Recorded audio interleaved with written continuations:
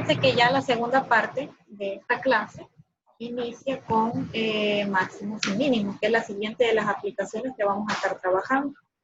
Vamos a entender la definición de extremos relativos, extremos en un intervalo cerrado. En el cálculo siempre dedicamos mucho esfuerzo para determinar el comportamiento de una función sobre un intervalo cualquiera. Por ejemplo, siempre nos preguntamos si una función tiene un valor máximo, si una función tiene un valor mínimo.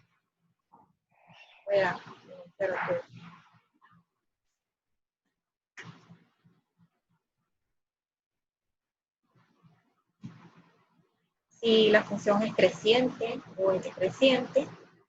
Y cuando nosotros comenzamos a trabajar las gráficas, nos gustaría reconocer esos puntos para poder dibujarlas correctamente. En este momento vamos a abordar ese problema que tiene que ver con valores máximos y mínimos de una función sobre un intervalo. Veremos además que eso nos va a facilitar mucho la vida para poder realizar las gráficas de las funciones y hacer análisis en problemas de optimización. La primera de las definiciones tiene que ver con máximo absoluto y mínimo absoluto. La definición se desglosa tomando en cuenta algunos datos especiales como identificar un número C1.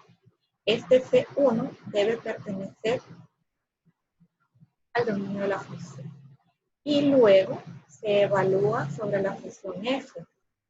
Podemos decir que este f de C1 es un máximo absoluto de una función f si cumple con esta condición, que para cualquier x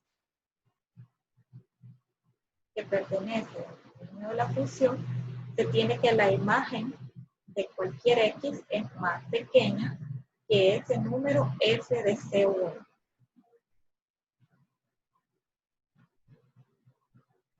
Sí, va a quedar grabado. Un número f de C1 es un mínimo absoluto de una función si cumple la condición que para todo x que pertenece al dominio de la función, ya saben ustedes cómo calcular dominio, así que no me preocupo ni me detengo en eso, se cumple que las imágenes de esas x todas son mayores o iguales que ese número f de C1. También se les puede denominar extremos globales. ¿A qué me refiero yo con esta definición? Por ejemplo,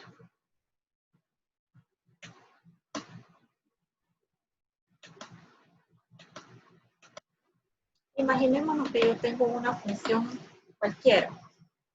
Vamos a hacer el intento de dibujar aquí. Entonces ustedes ven esta función y ya saben que aquí, así, a ojo de un cubero, pues ya podemos identificar que aquí hay un valor cúspide. Le vamos a llamar a este C1. Y este C1 tiene su imagen a la que nosotros llamamos en el eje de la Y f de C1. Hasta ahí vamos bien, ¿verdad? ¿Pregunta? Fíjense que solo he hecho un dibujito, cualquiera. Entonces yo, según esta definición, debería suceder que para cualquier x, bueno, vamos a agarrar un x cualquiera por acá. Imagínense que yo agarro esta x aquí. Y a esa x le voy a llamar x0. Entonces esta x obviamente tiene una imagen o la función f, a la que llamamos f de x0.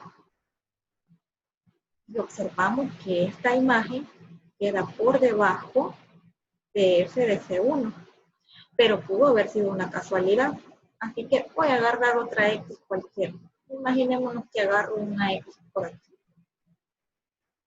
Fíjense que la estoy agarrando así como que verde.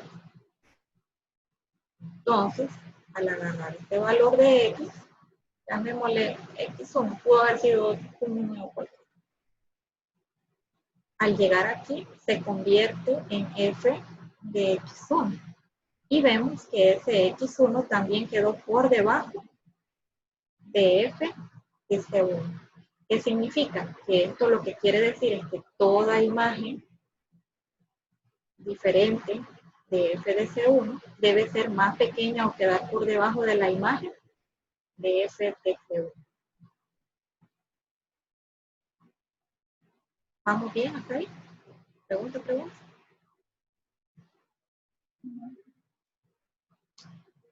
¿Más preguntas?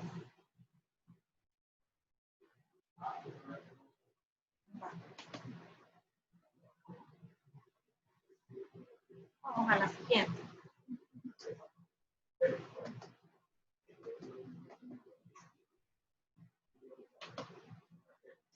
La otra definición es algo parecida. Imaginémonos que dibujamos aquí. Ya tengo cálculo. Bueno, imaginémonos que dibujamos aquí una curva cualquiera. Que sea, no el plano. Voy a poner aquí así. Vale. Tengo esa curva. Esta curva es una función rara a la que llamamos f de x. Así, a ojo, podemos identificar que aquí hay un punto al que voy a llamar C1.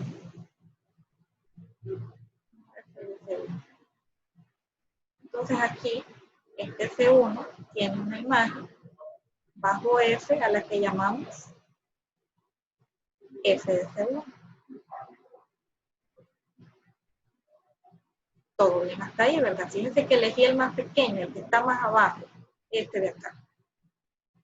Ahora, la definición lo que dice es que yo puedo agarrar cualquier valor. Voy a agarrar este.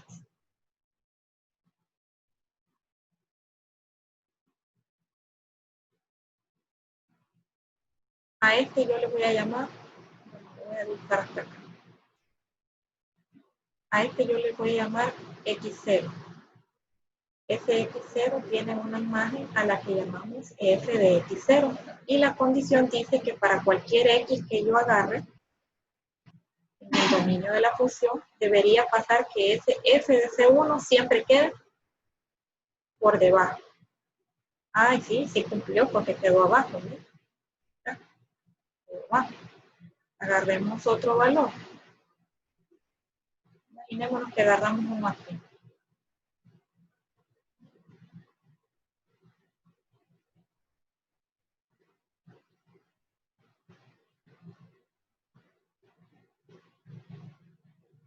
Este debe tener una imagen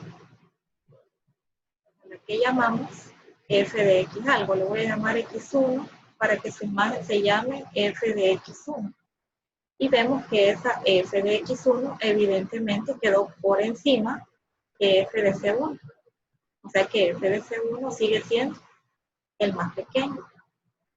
Imaginémonos que agarro una por acá.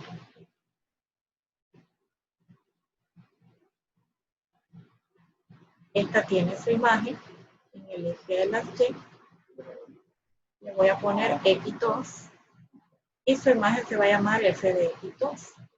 Y otra vez vemos que quedó por encima de f de c1. Significa que la condición se va cumpliendo. O sea que para que sea un mínimo absoluto, esta es la regla. ¿Dudas hasta ahí?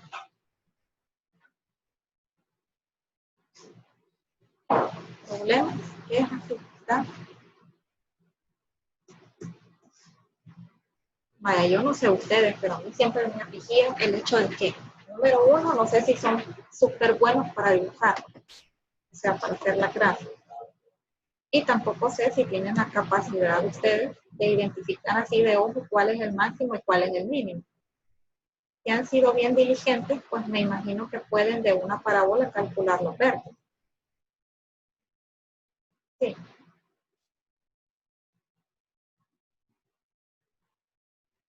Pero si no pueden, pues hay que hacerlo de ojo. Y a veces no es tan fácil identificar esos valores. Así que debemos tomar algunas acciones para que podamos hacer esa identificación.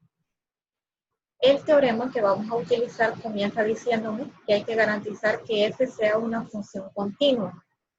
Recordemos, por favor, cuándo es que una función es continua. Frank Campos. ¿Está o no está? Frank. ¿Qué pasó, profe? Cuando una función es continua. Eh, yo creo que es cuando toda la creo profe, creo que es cuando una función continua me dijo cuando una función Te va la voy a poner fácil. ¿Cuándo es que una función es continua en un punto? Vale. Fácil. la verdad, profe. Entonces, ese tiene un min y un máximo de ese intervalo.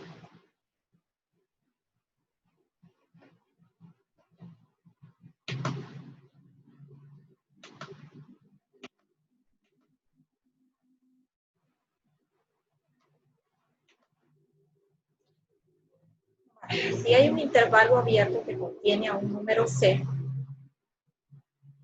en el cual f de c es un máximo, entonces ese f de c recibe un nombre de máximo relativo de f.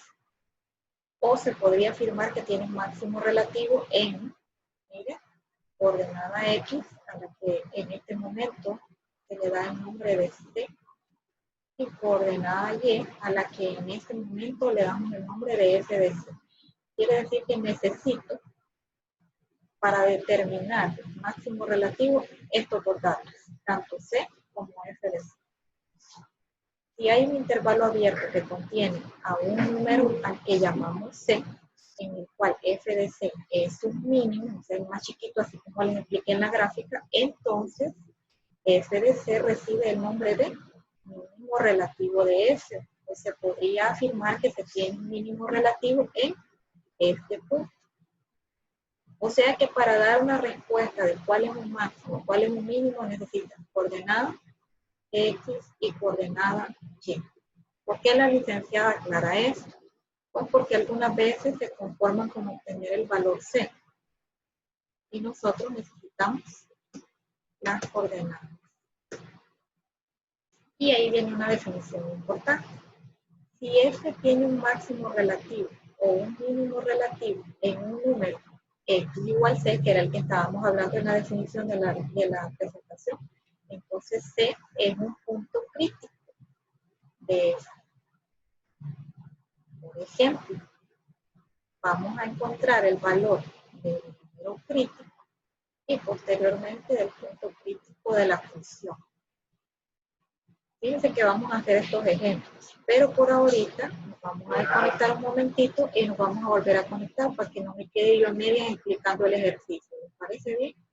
Inmediatamente nos conectamos. Bueno,